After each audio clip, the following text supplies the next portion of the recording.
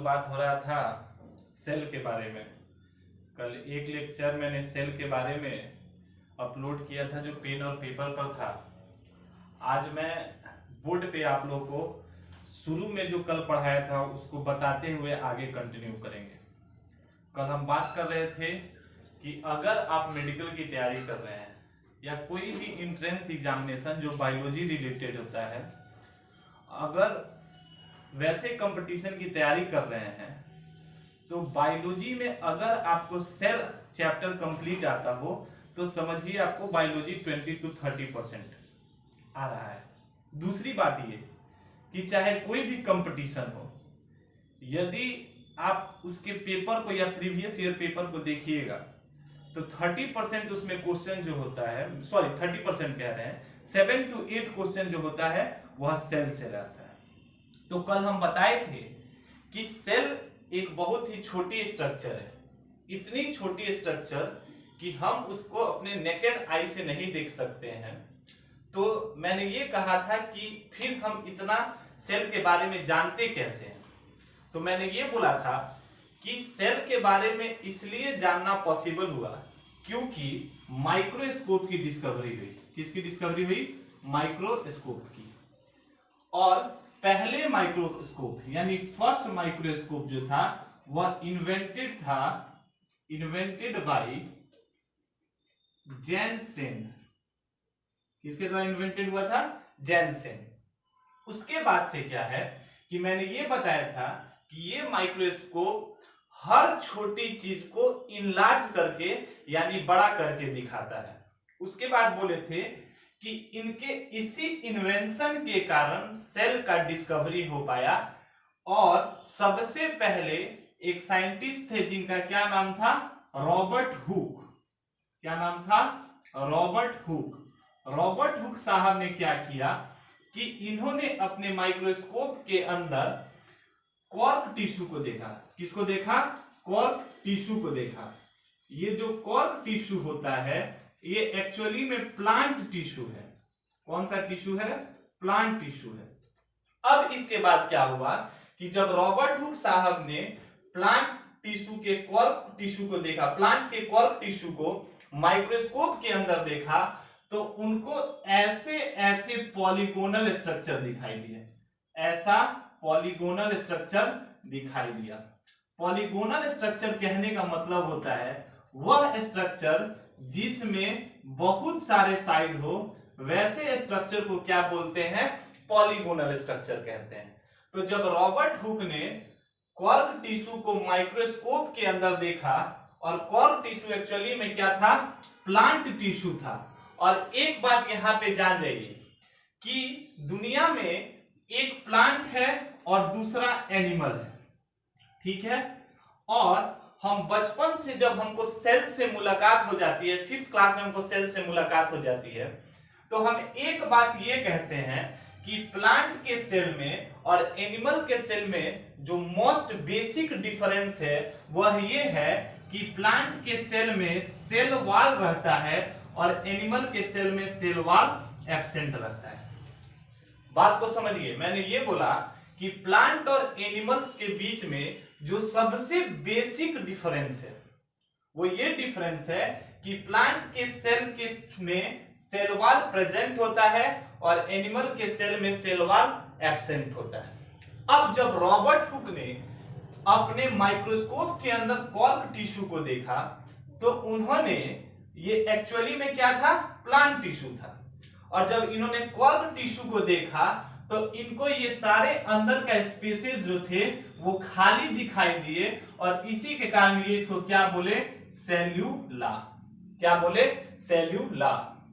अब देखिए, सेलुला को बोले थे कि सेलुला कैसा वर्ड है? एक लैटिन वर्ड है। कौन सा वर्ड है? लैटिन वर्ड है, जिसका इंग्लिश मीनिंग होता है हॉलो स्पेस और एम्प्टी स्पेस। क्या होता है? हॉलो स्पेस और एम्प्टी स्पेस। अब देखिए, सेल एक जो नाम है वो मिसनोमर है। मिसनोमर कहने का मतलब यहां पे गलत नाम उन्होंने रखा गया उनसे। हुआ ये कि एक्चुअली में रॉबर्ट हुक ने सेल को नहीं बल्कि सेल के सेल वॉल को देखा था। किसको देखा था? सेल वॉल को देखा था। क्योंकि सेल कहलाने के लिए तीन चीज बड़ा ही बेसिक होता है। पहला कि उसके पास एक मेम्ब्रेन होता है और उस मेम्ब्रेन को क्या बोलते हैं हम लोग? Cell membrane. दूसरा, उसके अंदर लिक्विड प्रेजेंट होता है और इस लिक्विड को क्या कहते हैं हम लोग? साइटोप्लाज्म। और तीसरा, इसके अंदर जेनेटिक मटेरियल होता है जिसको हम क्या बोलते हैं? डीएनए और आरएनए। यानी सेल कहलाने के लिए ये तीन चीज होना बहुत ही जरूरत है: सेल मेम्ब्रेन, साइटोप्लाज्म और genetic material that is DNA और आरएनए। लेकिन रॉबर्ट हुक ने जब प्लांट के कॉर्क टिश्यू को देखा तो ये अंदर पूरी तरीके से खाली था और बचा हुआ था सिर्फ क्या? तो सेल वॉल। तो एक्चुअली में रॉबर्ट हुक ने सेल के सेल वॉल को देखा था, लेकिन इनको ये सारा चीज हॉलो दिखाई दिया, इसीलिए इसको क्या बोले? सेलुला बोले, जिसका जो एक लैटिन वर्ड है और जिसका इंग्लिश मीनिंग होता है हॉलो स्पेस और एम्प्टी स्पेस। ठीक है। इन्होंने, रॉबर्ट हुक साहब ने अपने सारे ऑब्जर्वेशंस को, मतलब जब वो माइक्रोस्कोप के अंदर कॉर्क टिश्यू को देखे और देखने के बाद उन्होंने जो जो ऑब्जर्व किया उस सारे ऑब्जर्वेशंस को उन्होंने एक बुक में पब्लिश कराया और उस बुक का नाम क्या था? माइक्रोग्राफिया। क्या नाम था? माइक्रोग्राफिया। और ये पब्लिश कराया किस ईयर में? तो 1665 में। यहां तक हम लोगों ने कल बात किया था। अब देखिए, अब आगे की बात होना स्टार्ट होता है। जब ये सारा चीज होने लगा और बायोलॉजिकल वर्ल्ड में एक बात सामने आने लगी साइंटिस्टों के बीच कि एक ऐसा स्ट्रक्चर है जो हमारे आंखों से छुपा हुआ था, जिसको हम क्या बोल रहे हैं? सेल बोल रहे हैं। उसके बाद एक साइंटिस्ट आए और उस साइंटिस्ट का नाम था एंटोनियो वॉन लीवेनहॉक। क्या नाम था? Antonio van Leeuwenhoek. ये जो एंटोनियो वॉन लीवेनहॉक साहब थे, इन्होंने सबसे पहला लिविंग सेल को देखा। क्या हुआ? एंटोनियो वॉन लीवेनहॉक साहब ने सबसे पहला लिविंग सेल को देखा। तो एंटोनियो वॉन लीवेनहॉक साहब ने क्या किया कि अपने माइक्रोस्कोप को और बेहतर बनाया और उन्होंने पहला लिविंग सेल को देखा। तो क्या नाम था इस साइंटिस्ट का? एवी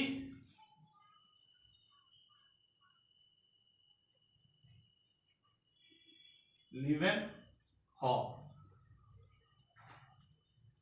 He saw the first living cell. इन्होंने पहला लिविंग सेल को देखा। एक्चुअली में he saw bacteria, RBC and protozoa. अब क्या हुआ? जब एंटोनियो वॉन लीवेनहॉक साहब ने पहले लिविंग सेल को देखा तो इस लिविंग सेल में उन्होंने बैक्टीरिया को देखा, आरबीसी को देखा और प्रोटोजोआ को। ये जो बैक्टीरिया है, यह बैक्टीरिया वन सेल ऑर्गेनिज्म है, यानी ये एक सेल का ऑर्गेनिज्म है। तो यहां पे दो बात क्लियर कट हुआ कि सेल की यदि डिस्कवरी की बात करें तो सेल की डिस्कवरी रॉबर्ट हुक साहब ने किया था, लेकिन एक्चुअली में उन्होंने डेड सेल को देखा था। और जो पहला लिविंग सेल था उसको किसने देखा था? एंटोनियो वॉन लीवेनहॉक ने। अब एक बात आपको बता रहे हैं, ये एंटोनियो वॉन लीवेनहॉक साहब ने पहले लिविंग सेल के तौर पे बैक्टीरिया को देखा, आरबीसी को देखा और प्रोटोजोआ को देखा।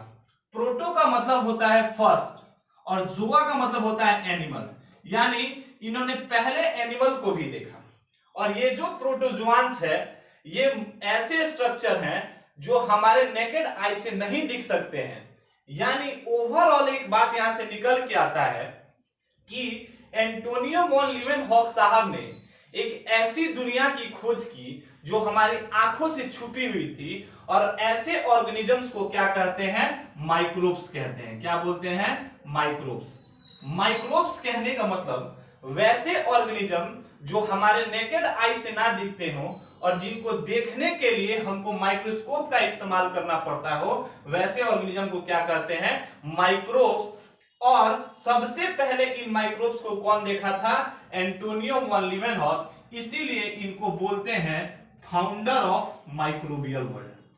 Founder of microbial world.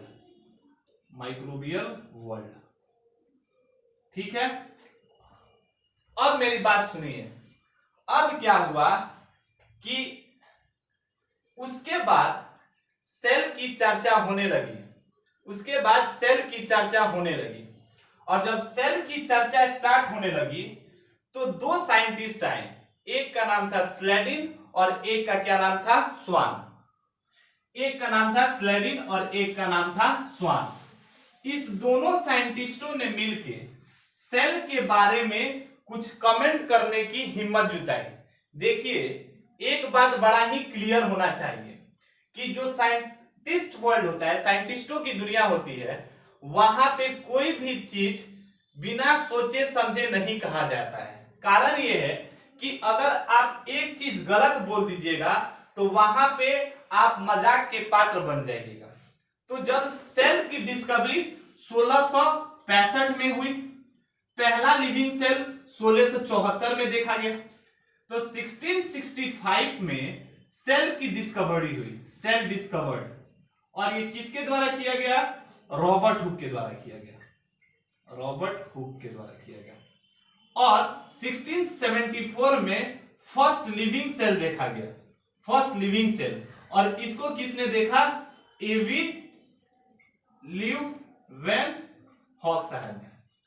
ठीक है, तो क्या हुआ कि 1674 के बाद से सेल के बारे में रिसर्च स्टार्ट रहा, लेकिन कोई भी कुछ बोलने से पहले साइंटिस्ट सोचते हैं।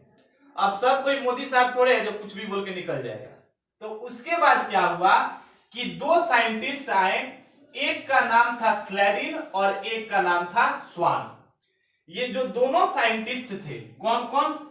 स्लेडिन एंड स्वान। इस दोनों साइंटिस्टों ने मिलके क्या किया कि सेल के बारे में कुछ कहा, उसी को बोला गया सेल थ्योरी। देखिए क्या होता है, इस दोनों साइंटिस्टों ने मिलके दिया क्या? Cell theory. यानी cell theory given by Schleiden and Schwann. अब देखिए, ये जो स्लेडिन था ये बॉटनिस्ट था, जर्मन बॉटनिस्ट।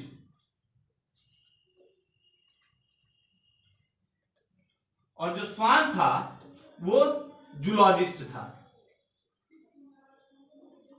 दोनों जर्मनी के रहने वाले थे। और इस दोनों साइंटिस्टों ने मिलके क्या किया? ये जो स्लेडिन थे ये बॉटनिस्ट थे, मतलब ये प्लांट के बारे में स्टडी करते थे, स्टडी अबाउट प्लांट। और ये जो स्वान थे ये जूलॉजिस्ट थे, ये स्टडी अबाउट एनिमल। अब ये दोनों साइंटिस्ट स्लेडिन और स्वान, इस दोनों ने मिलके क्या दिया? सेल थियरी दिया। और ये सेल थियरी इन्होंने दिया 1839 के अप्रॉक्स। यानी पहला लिविंग सेल 1674 में डिस्कवर्ड हो गया था, और इस सेल के बारे में कमेंट किया गया कब? 1838 या 1839 के अप्रॉक्स कमेंट किया गया।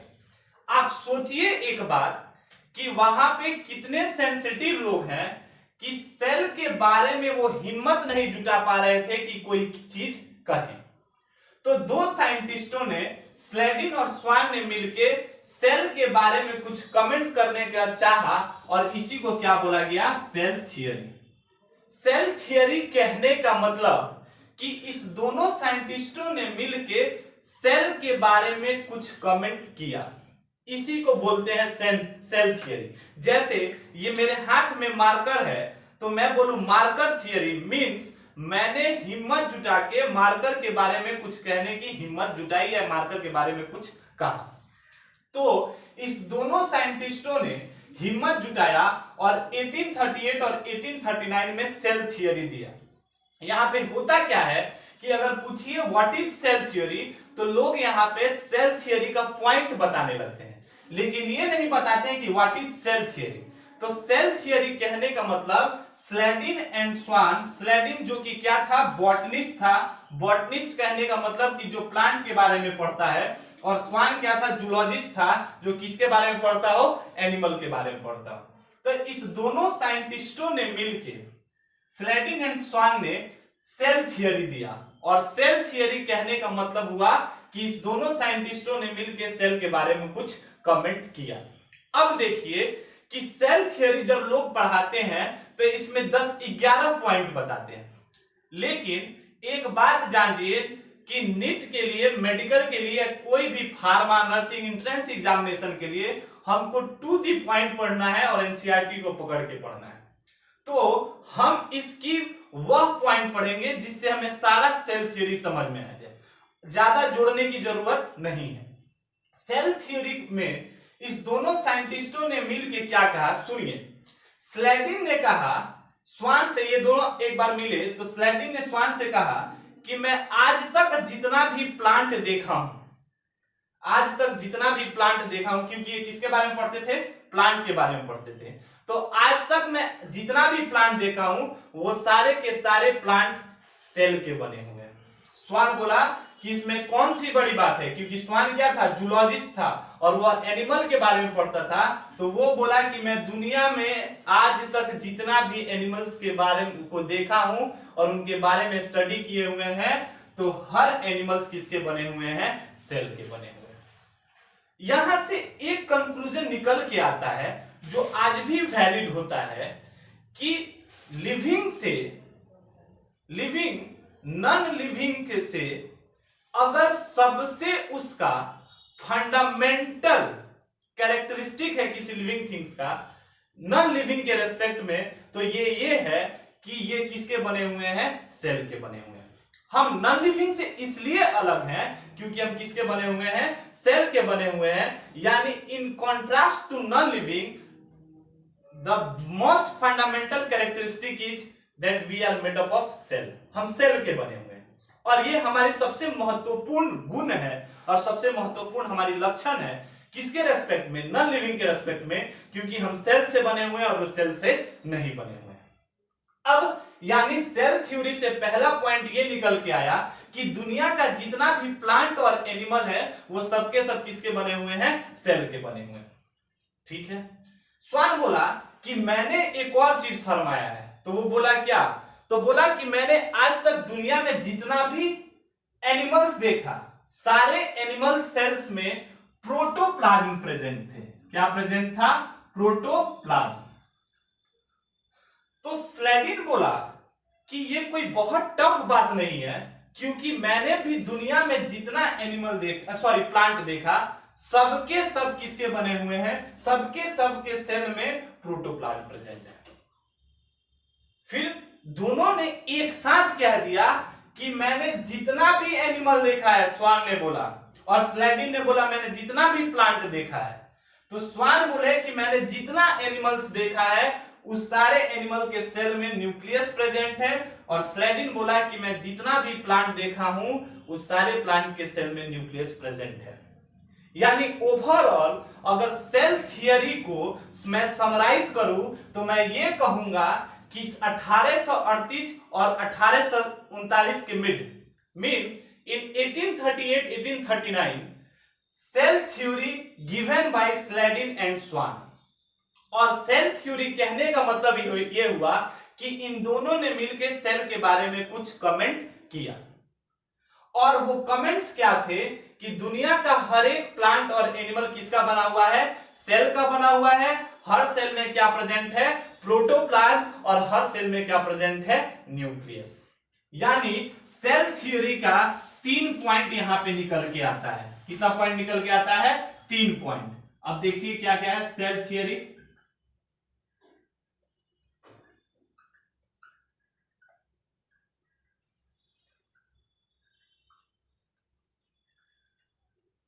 Given by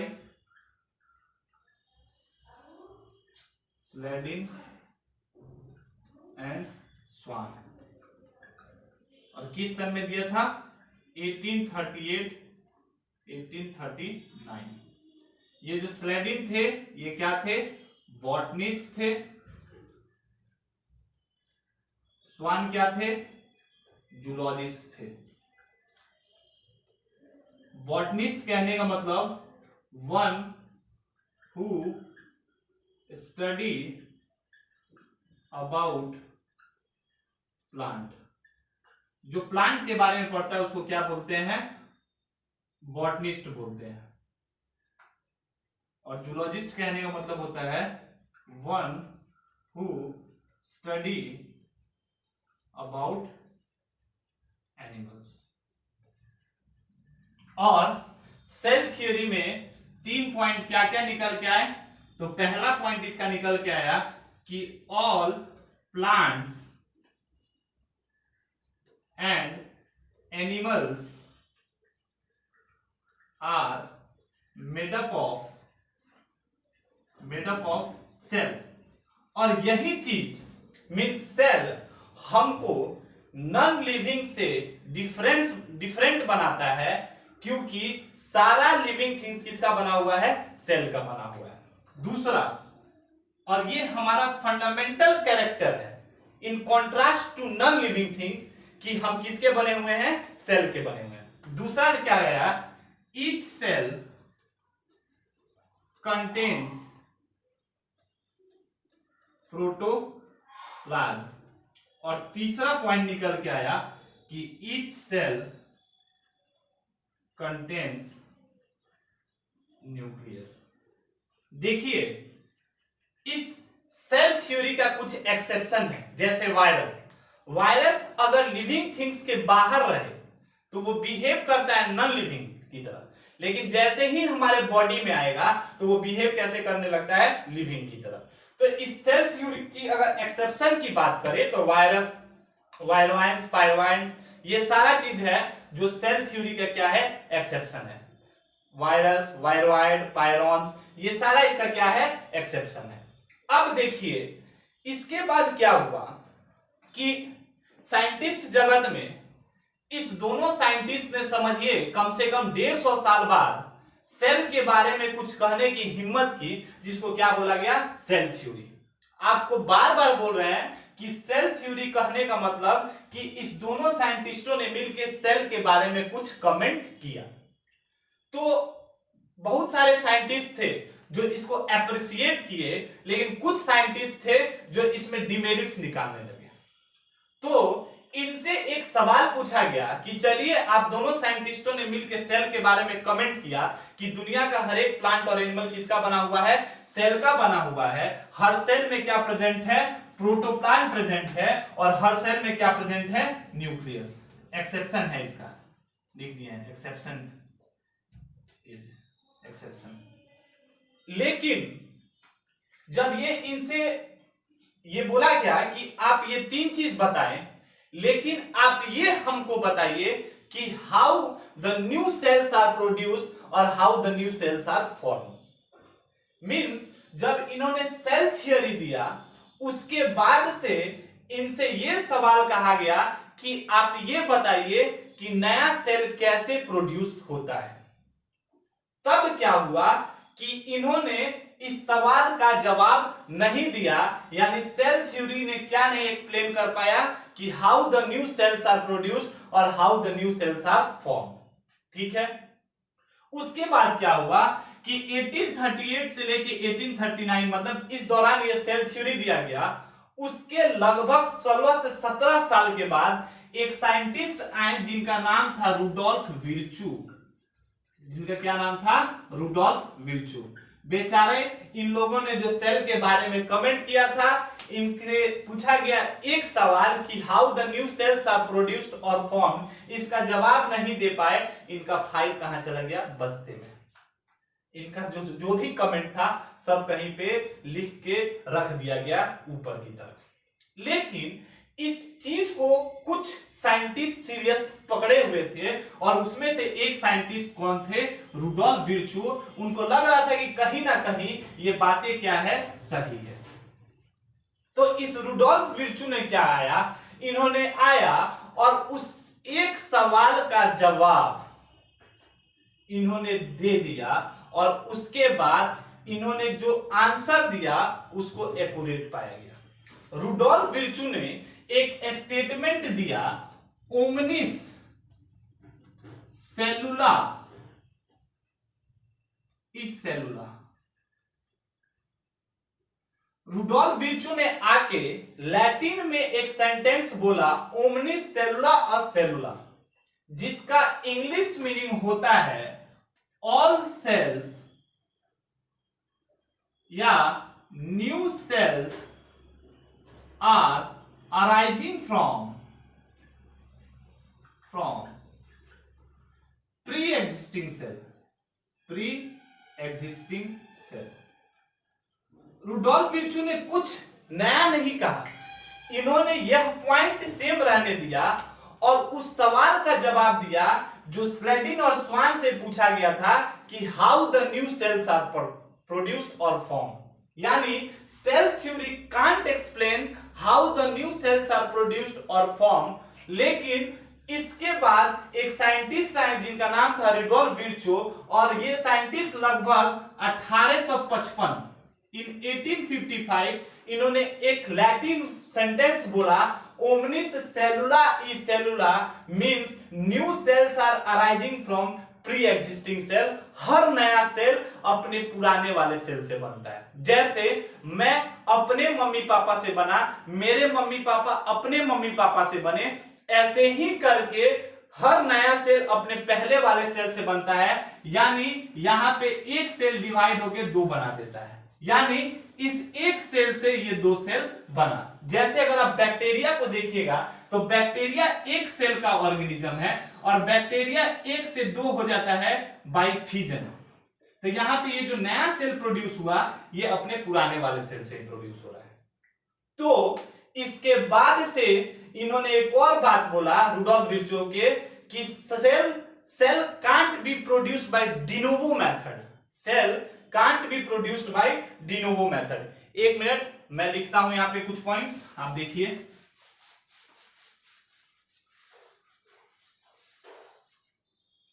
cell theory can't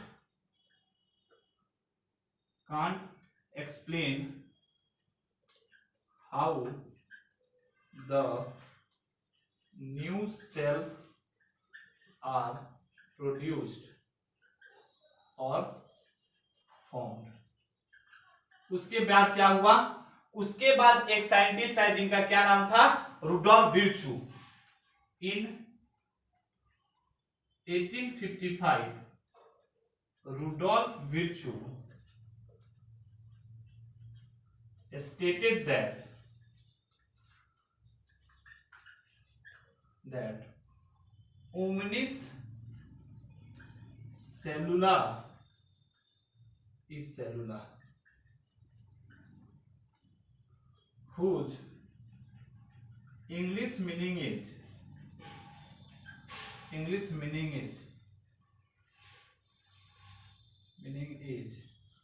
new cell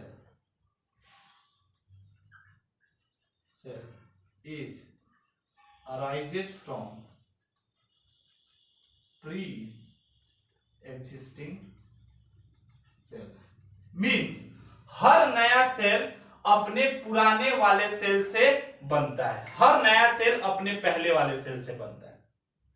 तो सवाल उठता है कि सर ठीक है, ये नया सेल अपने पहले वाले से, ये इसके पहले, ये इसके पहले, तो पहला सेल प्रोड्यूस कैसे हुआ? तो आपको अगर याद होगा तो जब अर्थ का इवोल्यूशन हो रहा था तो हमारे अर्थ पे चारों बगल सिर्फ पानी ही पानी थी, और उस पानी में वहां पे छोटे छोटे मॉलिक्यूल्स, बायोमॉलिक्यूल्स या ऑर्गेनिक मॉलिक्यूल्स अपने एक पास आके एग्रीगेट हुए, उनके बाहर एक मेम्ब्रेन बना और ऐसे पहला लिविंग सेल का प्रोडक्शन हुआ। तो सवाल ये उठता है कि सर क्या अभी वैसे नहीं प्रोड्यूस हो सकता है कि सारे मॉलिक्यूल्स करीब आए, उनके बाहर एक मेम्ब्रेन डेवलप हो? श्योर हो सकता है, लेकिन वैसा आपको इन्वायरमेंट क्रिएट करना पड़ेगा। जब पहला सेल प्रोड्यूस हुआ अर्थ पे, और उस समय अर्थ का जैसा इन्वायरमेंट था वैसा इन्वायरमेंट अगर आप बना लेते हैं तो फिर से वैसे ही मॉलिक्यूल्स आके एग्रीगेट करेंगे और पहले और सेल का फॉर्मेशन करना स्टार्ट कर देंगे। ठीक है, मैंने बोला कि 1855 में इस बात की जवाब रुडोल्फ विर्चो ने दे दिया कि न्यू सेल कैसे प्रोड्यूस होता है। उन्होंने बोला कि हर नया सेल अपने पहले वाले सेल से बनता है, और मैंने ये भी बताया कि पहला सेल कैसे बना और वैसा फिर से हो सकता है कि नहीं हो सकता है, ये भी बताया। इन्होंने रुडोल्फ विर्चो ने एक और बात कहा, और ये बात ये उन्होंने कहा कि लाइफ बिगेट्स लाइफ, मतलब सॉरी, इन्होंने एक बात ये बोला कि cell can't produce by de novo matter. Rudolf Virchow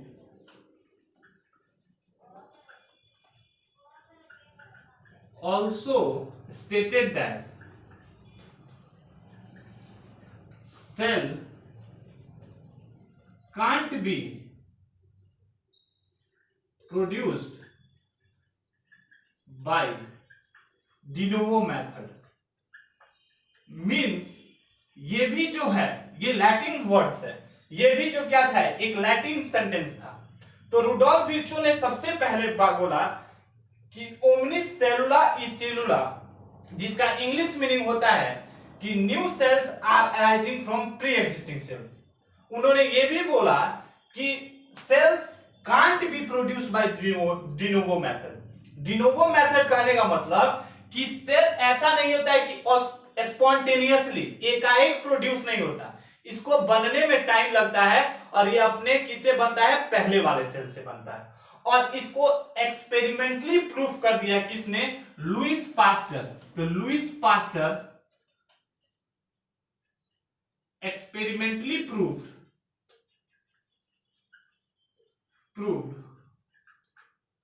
life begets life, यानी हर नया लाइफ अपने पुराने वाले लाइफ से, अपने पहले वाले लाइफ से प्रोड्यूस होता है। तो ओवरऑल हमने क्या क्या पढ़ा अभी तक, तो मैं एक बार आप लोगों को कंक्लूड करना चाहता हूं कि सेल की डिस्कवरी इसीलिए पॉसिबल हो पाई क्योंकि किसकी डिस्कवरी हुई, किसकी इन्वेंशन हुई, माइक्रोस्कोप की। पहला माइक्रोस्कोप का इन्वेंशन जॉनसन एंड जेनसन ने किया था 16th सेंचुरी के लमसम। उसके बाद एक साइंटिस्ट थे जिनका नाम था रॉबर्ट हुक ने 1665 में उसी माइक्रोस्कोप के आइडिया को इस्तेमाल करके अपना एक माइक्रोस्कोप डेवलप किया, और उस माइक्रोस्कोप के अंदर उन्होंने प्लांट टिश्यू के कॉर्क टिश्यू को देखा, प्लांट के कॉर्क टिश्यू को देखा। जब उन्होंने प्लांट के कॉर्क टिश्यू को देखा तो उनको पॉलीगोनल स्ट्रक्चर दिखाई दिया, और उस पॉलीगोनल स्ट्रक्चर को उन्होंने क्या बोला, सेलुला और सेला। ये जो सेलुला है यह एक लैटिन वर्ड है जिसका मीनिंग होता है हॉलो स्पेस और एम्प्टी स्पेस।